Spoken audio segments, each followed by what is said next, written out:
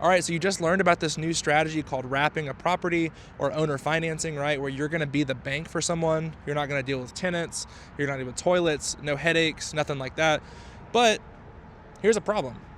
How do you find your buyer, right? Because it sounds great to say, oh, I'm gonna pick up a property subject to at 3%. My payment's gonna be $1,000 a month. I'm gonna sell it to someone at 8%. They're gonna pay me $2,000 a month. My cash flow is $1,000 a month. Wow. That's awesome. And it is awesome, trust me. I know from experience. But the problem is finding those buyers is not as easy as what people make it out to be, right? It's also not as difficult as you might think. So I'm going to share with you the 3 best ways that we personally find wrap buyers or owner finance buyers in our market. We're here in Nashville and Tennessee, but this works in every market.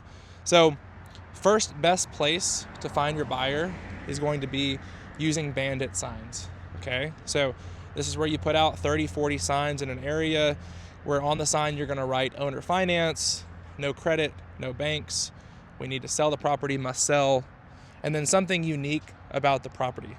So this could be, 1-story home. Some people like that. It also could be fixer-upper, needs a lot of work, right? That's something that I found actually works really well. If your property needs some work, go ahead and market it that because people are always looking for a deal. Okay? You're going to put these signs out in the area, they're going to call you, and you're really going to source at that point and qualify, does this person have a strong down payment? And then you're going to have them go see the house, negotiate from there. Okay? That's number 1. Number 2, Facebook Marketplace, right? You can find a ton of people, I promise you. Half of our buyers that we found have been through Facebook groups, Facebook Marketplace, posting same thing, owner finance, no banks, no credit, something about the property, and then just your phone number or having them personally message you is ideal. Third thing, this one's kind of slept on. Reaching out to agents who consistently run into buyers that maybe aren't qualified. We've also found, you can take this how you want, we also love working with the Hispanic community. There's a lot of people in that community that they don't trust banks. They save up a lot of cash. They have like 50, 60, 70 grand just saved up in cash, and they want to buy a house. They've always dreamed of it, but for one reason or another, they've had a hard time with it.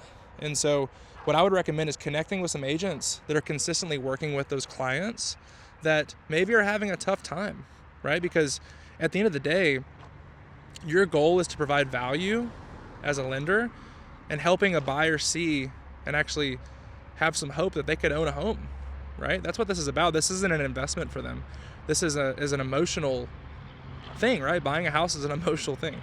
So what I would encourage you to do is spend a lot of time, and you can even hire this out, using all 3 of those marketing channels to find your buyer, because finding your buyer with a big down payment with good income is the most important thing with this strategy. The last thing you want to do is cheap out on this part. You don't spend time on it. You pick up someone with 5-10 grand in their pocket. They pay you. They don't make any more payments. And at that point, you're having to foreclose, go through, maybe they file bankruptcy. There's a whole ton of issues that could come up. And it all starts with finding the right buyer with enough money that's also a good person that you can actually trust. So hopefully this helps. There are other ways to find buyers. We actually talk about this in our free community.